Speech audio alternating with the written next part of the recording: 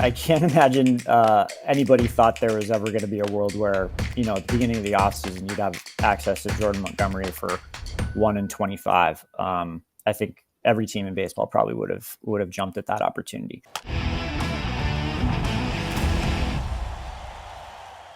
Let's charge the damn mount. The offseason is over. Jordan Montgomery. Charging the mound. Jordan Montgomery has signed. Sure, there's a few. First of all, why left, we got to do that to Robin Ventura when he just gets his ass kicked daily on the show now? I mean, if he writes in personally and doesn't want it there, then we can make an adjustment. Well, oh man, poor Robin. Okay, continue now. Mm-hmm. I have that Jordan big Montgomery poster of him. You do? Slam. I do, and Nolan signed it for me, and that was the first thing I told him. I said, after spring training, I said, I know I have that poster. He signed it. I'm just waiting for one more autograph. Do you know where I can find him? And he was so mad at me, bro. It was so funny. You mean not John Russell chasing him down? No. Was that John Russell? I'm pretty sure it was John Russell, yeah. Was it? I don't know. But I'm sure he told you the story, Todd, about how he didn't want to go, but they had a meeting and he had to go. Yeah. And Yep. That was bad decision. Bo was so mad. He hesitated. He hesitated, though. Hesitated. Yep. What are you going to do? So did every major league team besides the Diamondbacks, which Kratz knew was coming. I mean, clearly you got word from him. You must have. He's your source. He definitely Monty he did. He called it a few days ago. He was like, he's going to be a Diamondback. And I was like, are you sure? He's like, yeah. So $25 million vesting player option for a second year. He needs 10 starts, and then he could get a second year. But obviously, if he's making his starts and he's good, he's going to want to go back to the free agent market and see if he can do a little bit better. So thoughts for Monty, thoughts for the D-backs. They have the Eduardo Rodriguez injury. Let's start team-wise because I'm excited. If I'm an Arizona fan, they're freaking out right now. Can you imagine if you're an Arizona fan coming off a World Series appearance and you get to March 27th and I tell you what your offseason was like and it's capped off by Monty? You're like, oh, hell yeah. Yeah, Suarez, Peterson, Monty, Eduardo Rodriguez. I mean, they had a nice offseason, especially for a team that typically doesn't spend a lot of money. For them to do what they did, this was nice. This is a nice cherry on top for Mike Hazen and Torey Lovello and the rest of the Diamondbacks, man. If you're a Diamondback fan right now, get excited because guess what? Also, the NL West just got even more interesting. Not that it needed more, but the Giants did what they did. The Dodgers did what they did. The Padres have made moves. The Diamondbacks have made moves. And then you have the other team that didn't make the Rockies. They haven't done shit. They're waiting. They're only in the third inning of their offseason. They were in the ninth inning when it began.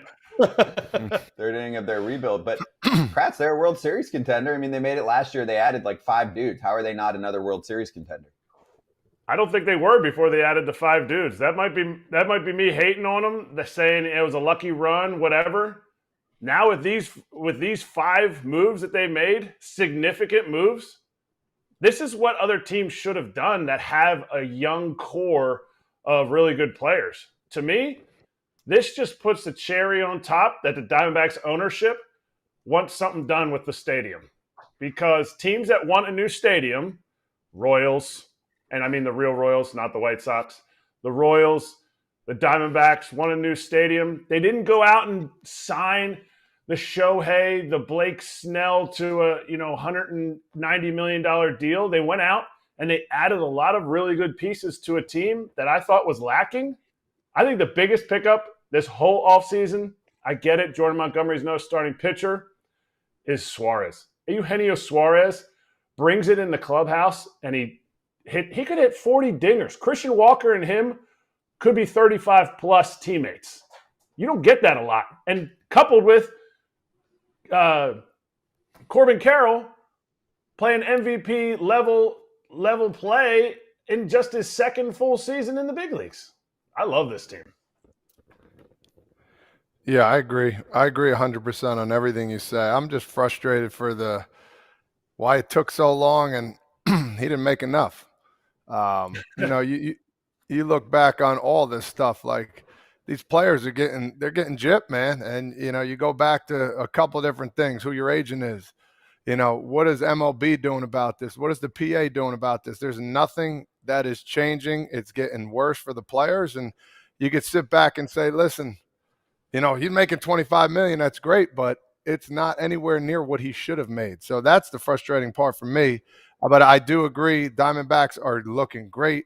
It's a great pickup, but I feel for a guy like Jordan Montgomery, who had an unbelievable playoff run, who's been great, and to make only $25 million, get a 1-year deal, he must have been going through a lot. Were there other teams trying to get him, or was it a battle, or like what? There's all this underlying factors going on. You feel happy for the guy because he's making some money, but it happened so late too as well. There's just so much going on here. 3.20 regular season ERA in 32 starts, postseason 2.90 ERA in 31 innings. Huge pickup for Texas. I mean, he was the best pickup of the trade deadline, and he was one of the main reasons why they won the World Series. And you add it all up, and he's making the same as Sonny Gray this year, but Gray has 2 more years added to his contract.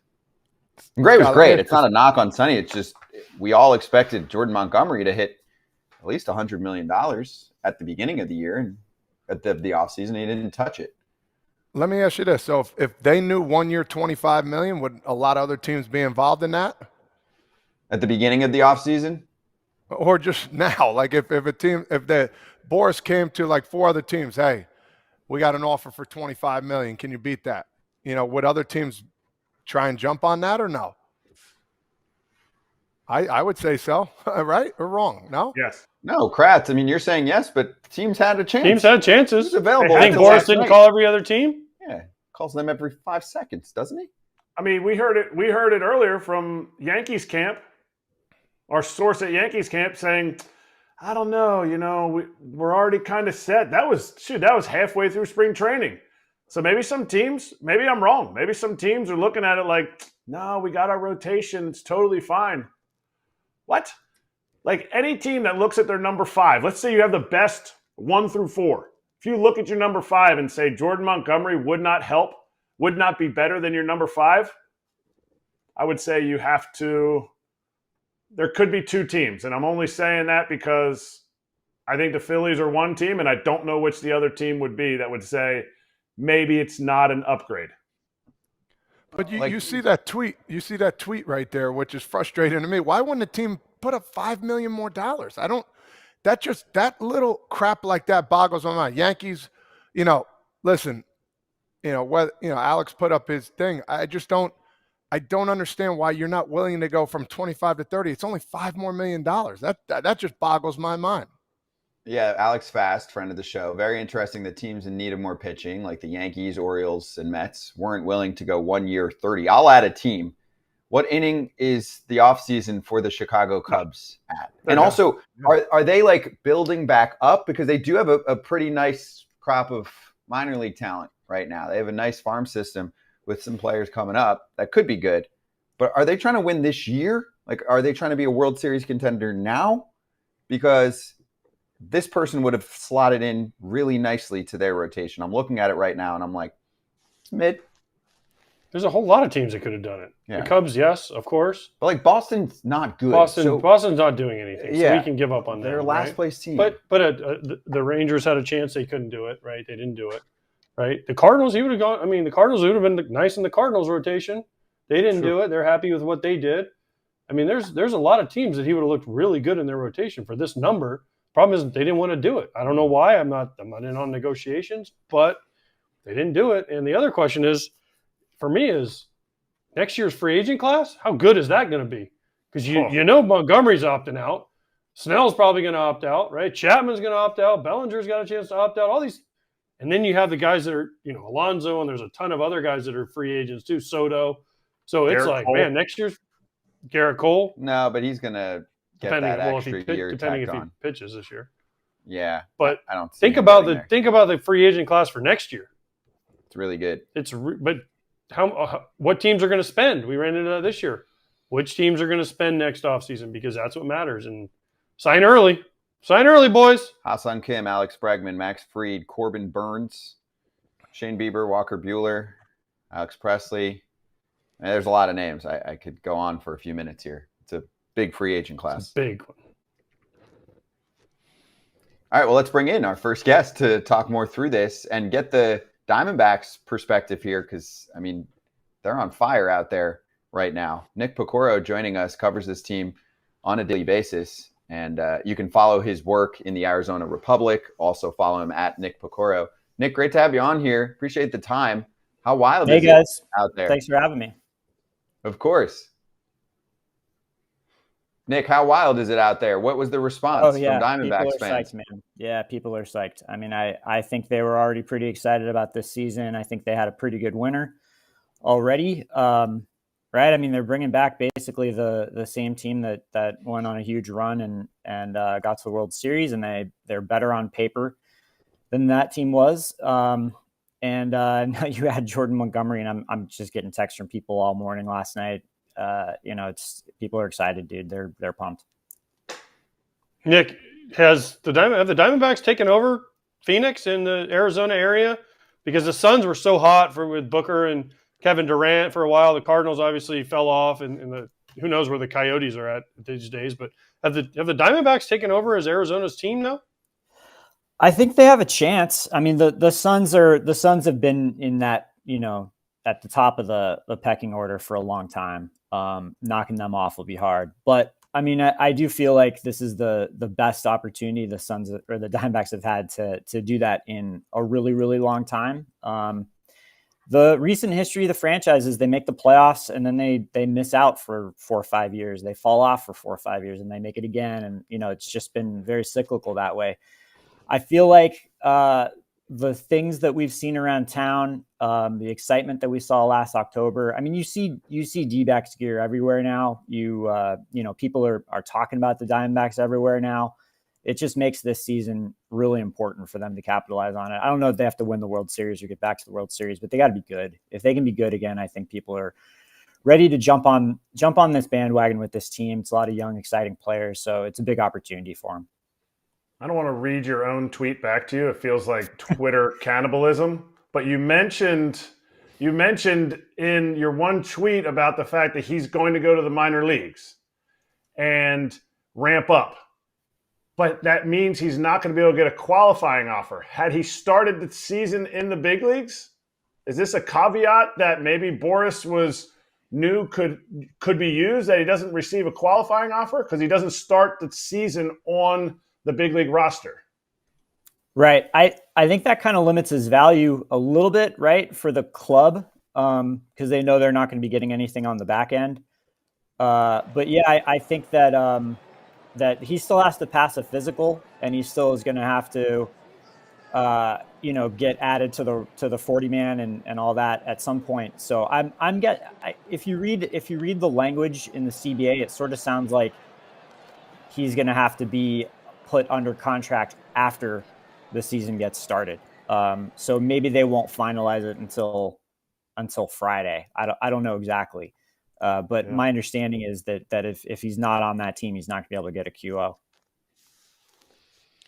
That's it. Very interesting. Do you or have you heard anything about where he's at in his progress and his progressions moving forward? Do you think it's going to be a month-long progress, or do you think it's going to be, all right, a couple starts here and let's move him up? Probably somewhere in between. Yeah, maybe somewhere in 2 to 4. I would. I mean, even as recently as a couple weeks ago, I was talking to people in the DBacks front office, not specifically about Jordan Montgomery, just in conversation of like, geez, it's getting late. What are they going to do with these guys? It's always risky when these guys sign late. So they're very aware of it. I'm guessing that they're going to be very careful with the way that they progress. And I mean, they've got, I don't think Eduardo Rodriguez is going to be out too long. And they've got, guys that are competent big league starters in, Fott and Henry and Nelson, guys that have, been competitive pitchers in the big leagues for a while. So I don't think they're going to rush him back. And right. I mean, there's history to not wanting to do that. You look at what Alex Cobb and Lance Lynn went through, was that 5-6 years ago? Guys that hurry back don't tend to do super well. So I think Montgomery was built up to I read somewhere, I think Travis Sawchuk tweeted last week he had been built up to 75 pitches, but you guys know, like, throwing 75 to a catcher in a backfield situation is not the same as having guys in the box. Was this completely precipitated by the fact that Eduardo Rodriguez is hurt? Or do you think they were looking for another guy to replace Nelson, to replace, Fott? I think probably earned some starts with what he did in the postseason, but do you feel like they would have still gone after him had Eduardo not been hurt? No, I don't think so. My understanding is that these talks all started up after Rodriguez got hurt last Tuesday, I think it was. It didn't even sound like the D-backs thought it was going to happen. I caught wind of it, I want to say on Saturday, was asking around and told it was not looking like it's something that's going to happen. I think they just don't really ever really know what to make of negotiating with Boris, and they don't really get a good sense of where they're, where they stand. Apparently yesterday, or the last, maybe 48 hours, as the kind of conversations started to pick up and they started getting more back and forth from Boris's camp, they started thinking, okay, maybe this might actually happen. And I guess it really came together yesterday afternoon. Nick, this moved quick, obviously. Because other than Eric Kratz, nobody really had talked about the Diamondbacks much for signing him. So this had to move quickly. And Mike Hazen, Torey Lovullo, they had to be doing cartwheels down Chase Field last night when they found out, right? I agree. I can't imagine anybody thought there was ever going to be a world where, at the beginning of the offseason, you'd have access to Jordan Montgomery for 1-25. I think every team in baseball probably would have jumped at that opportunity. I'm curious to hear what he has to say about it, why this was a place he wanted to come to. It's probably not hard to figure out. He saw these guys last October, saw how good they are.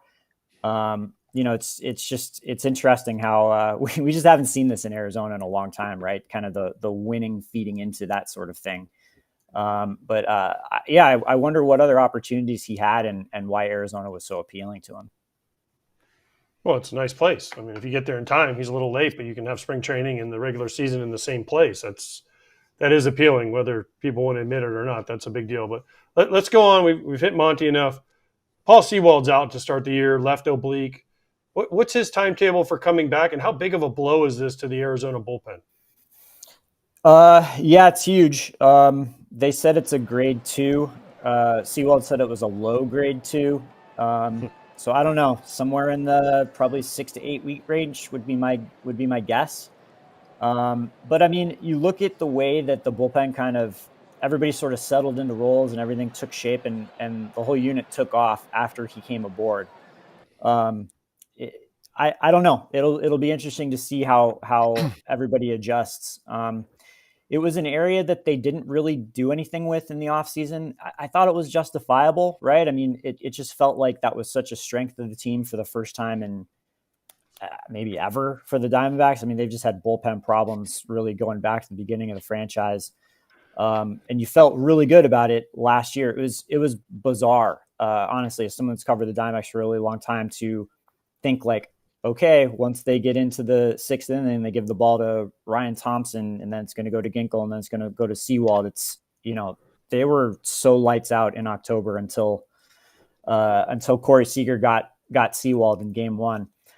I guess they're probably just going to bump Ginkel up into the closer's role and kind of figure things out. They've got some other guys. They've got, Miguel Castro and Scott McGuff, and Luis Frias has really come on here and seems like he may be ready to take a step forward. But we'll see. I can't really overstate how important it seemed like it was for Sewald to come in and sort of just put everybody in particular roles and how much they thrived once he got here. So it'll be interesting to see how they handle him being gone. Yeah, and the best part about that, excuse me, he's coming on the show tomorrow, so that would be great. We'll get a lot more conversation about how he feels. Give me a guy in this organization right now that nobody's talking about, a guy, that you think this year he's going to come on strong, help this team. I think of a guy Hopefully I didn't answer your question. Like Alec Thomas, I feel like that's exactly what I was going to say. All right, go ahead. Go ahead. You talk about him. I feel like he's just coming on into his own now. Yeah, his spring has been, I don't know. You guys know how it is with spring training. You never really know what to make of what you're seeing. Are guys just, hunting heaters and smoking balls all over the field because of that? Or are these adjustments that they made real? I kind of feel like with Alec, he's made some tangible changes with his swing and his setup. He's also at that point in a career where, guys get to around 1,000 at bats and things often start to click for guys. It's usually not the Corbin Carroll path, right? I mean, you don't usually just show up and dominate from day one. I can't speak to the specifics of his changes. My colleague Teo Mackey wrote a big story on it. I'd encourage everybody to read it from a couple weeks ago. But I know that it seems like his timing. It seems like he always had an issue where he would roll over on his front foot, and his timing kind of had to be perfect. It seemed like I feel like his swing now it may buy him a little bit more room for error, and allow him to get synced up and on time a little bit more often.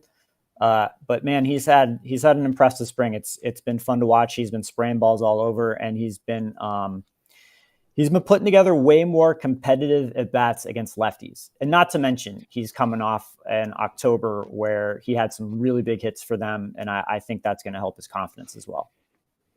When I talk about World Series teams, playoff teams, talk about 2 or 3 really good pieces of starting rotation, talk about a good center fielder, an MVP candidate, a great catcher, all things that the Diamondbacks have. What's going to happen at shortstop, though, for this team? Because Jordan Lawler wasn't what they were hoping in the first month of an opportunity that he got. Where is this shortstop position going to be solidified for the majority of the season? Well, Perdomo's going to get the first crack at it, and he deserves it, right? I mean, he was great for stretches last year. He made the All-Star team. He struggled in the second half, but if you look what he did in the playoffs, man, I mean, it felt like he was rallies all the time at the bottom of that order. It's a little bit stunning to watch sometimes. And if you look at his Baseball Savant page, it's quite an experience. It's a lot of dark blue and it's a lot of dark red. So it makes you wonder, why don't teams just attack him more often? Why can't they just throw him strikes? I guess it's maybe easier said than done sometimes. But it also, I don't want to take away from the fact that he has incredible plate discipline. He seems to just recognize faster than most guys, like right when it's out of the hand, he just can tell. Whether it's where the pitch is going to be, what type of pitch it is, whatever it is, he's really good at it. And he just does not chase. I think that it is an interesting question. Obviously, Lawler has a huge ceiling.